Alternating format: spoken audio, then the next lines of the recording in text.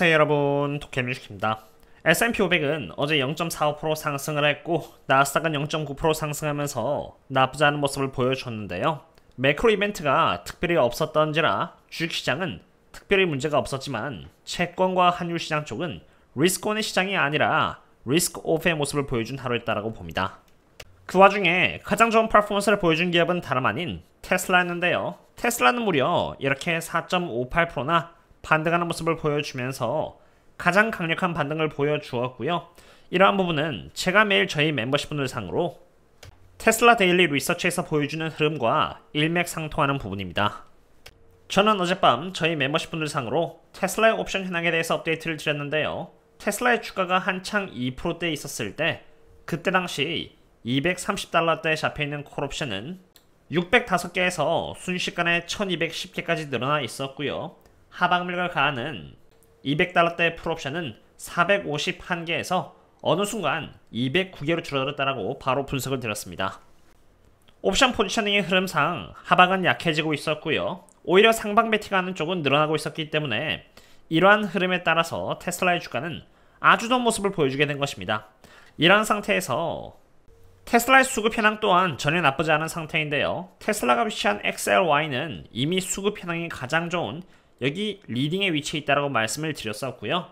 장기 투자 입장에서는 내가 투자하고 있는 종목이 여기 리딩 쪽에 있다면 얼마나 오랫동안 이 해당 종목이 리딩에 머물면서 주가를 상승시킬지는 모르기 때문에 그냥 아무 대응하지 않고 주식을 킵해두면서 그 와중에 현금을 모아나가면 되는 것입니다.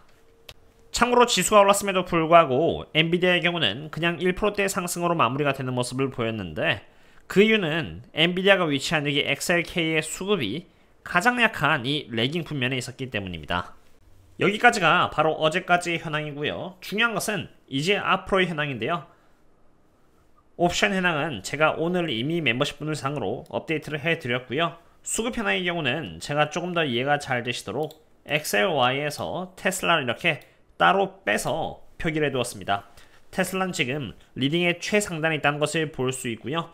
그만큼 수급 현황이 좋은 상태이기 때문에 CPI나 여러가지 매크로적인 악재가 없다라면은 주가는 계속 좋은 모습을 보일 수 있다고 보시면 되는 것입니다. 물론 수급은 매우 좋지만 대응 측면에서는 조심하셔야 하는 부분이 있습니다. 리딩에 있다는 것은 주가가 한창 잘 나간다는 것을 의미하는 것으로 장기 투자자 입장에서는 이럴 때 대응을 하면은 평단가를 오히려 불필요하게 높이게 될 가능성이 높아집니다.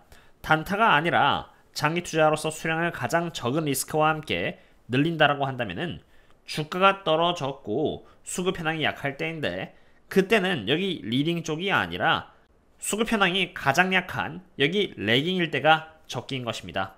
그러므로 테슬라가 이렇게 리딩에 있을 때는 그냥 지켜보면서 현금을 또 모아 나갔다가 다시 테슬라가 여기 레깅 쪽으로 들어온다면은 그때 보유한 현금으로 주가가 약했을 때 대응을 해놓는다면은 장기적으로 좋은 평단가와 좋은 수량과 함께 투자를 이어나갈 수 있는 것입니다. 테슬라의 옵션과 수급 현황을 기준으로 본다면은 나쁘진 않지만 테슬라를 포함해서 대부분의 기업에 있어서 가장 큰 리스크는 바로 매크로 관련 리스크입니다. 어제 주식시장은 괜찮았지만 그 와중에 채권시장과 환율시장은 조금 불안정했는데요. 우선 오늘은 CPI 발표가 있는 날로 CPI가 발표되기 전 여기 이렇게 10년 국채금리는 지지선을 확실히 뚫어버렸고요. 이제는 3.25%를 향해 내려가고 있는 상태입니다.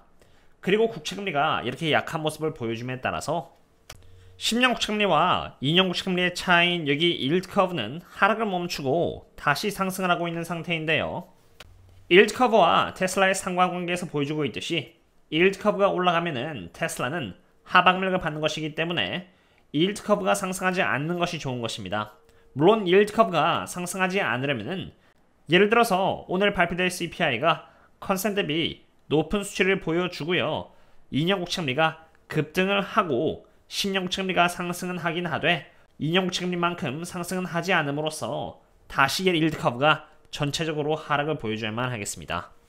불안한 부분은 지금 환율 시장에서도 일어나고 있는 상태입니다. 달러가 지금 약 0.2% 또 하락하면서 조금 약세를 보여주고 있고요. 그와 동시에 엔화는 이처럼 0.49% 상승을 하면서 달러를 엔화로 나눈 이 지표는 보시는 것처럼 하락을 이어나가고 있는 상태인데요.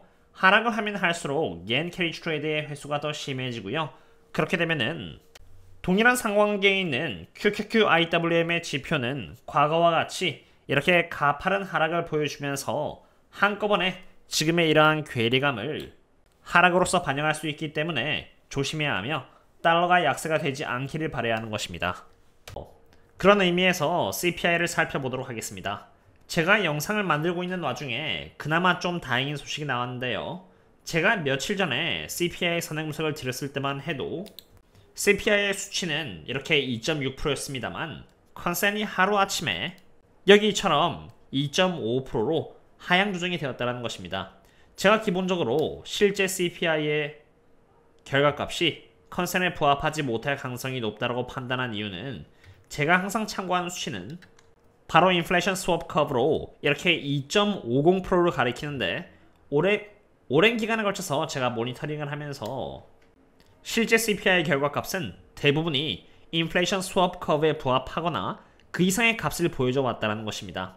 컨센서스가 2.6%였을 때 당시 인플레이션 스왑 커브는 잘 보이진 않겠지만 2.50%를 가리키고 있었기 때문에 높은 확률로 마찬가지로 2.5%의 결과값을 보여주면서 2.6%의 컨센 미스를 할 것이라고 예상을 한 것입니다.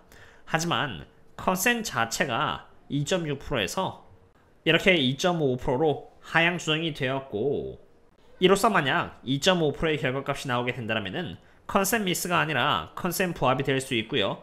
그렇게 되면 적어도 컨센 미스는 면할 수 있게 됩니다. 물론 이러한 컨센 조정은 CPI year over year의 수치를 이상으로만 일어난 것이고요. CPI month over month와 core CPI 수치는 그대로이기 때문에 다른 수치들이 어떤 모습을 또 함께 보여주느냐에 따라서 국채금리와 달러 지표의 움직임이 결정될 것이라고 봅니다. 오늘은 이렇게 테슬라와 거시경제 부분을 한번 살펴보았는데요. 저도 어떤 결과값이 나올지는 모르겠지만 테슬라의 경우는 지금 매크로 리스크를 제외하고는 전부 괜찮은 상태입니다. 물론 실적은 나중에 두고 봐야 할 일이긴 합니다만 적어도 실적 이전까지가 그렇다는 것이고요. CPI 등이 매크로 지표들이 약한 모습이 아니라 그래도 강한 모습을 보여줬을 때 그때 비로소 국채금리가 더 이상 하락하지 않고 상승을 하고요. 달러가 상승을 하고 그렇게 되면은 일드 커브가 상승을 하지 않고 하락을 할 것이며 달러 엔화의 지표 또한 하락하지 않고 반대로 상승을 함에 따라서 경기 침체 우려가 한층 거칠 수 있는 것입니다. 저의 경우는 이렇게 갑작스러운 뭔가가 바뀌었을 때는 바로 저희 멤버십 분들께 업데이트를 드리고 있고요. 오늘 밤에는 또 테슬라 옵션 현황과 수급 현황에 대해서 제가 추가로 업데이트를 드리도록 하겠습니다. 오늘은 여기까지가 되겠고요. 그럼 다음에 또 만나요. See you later.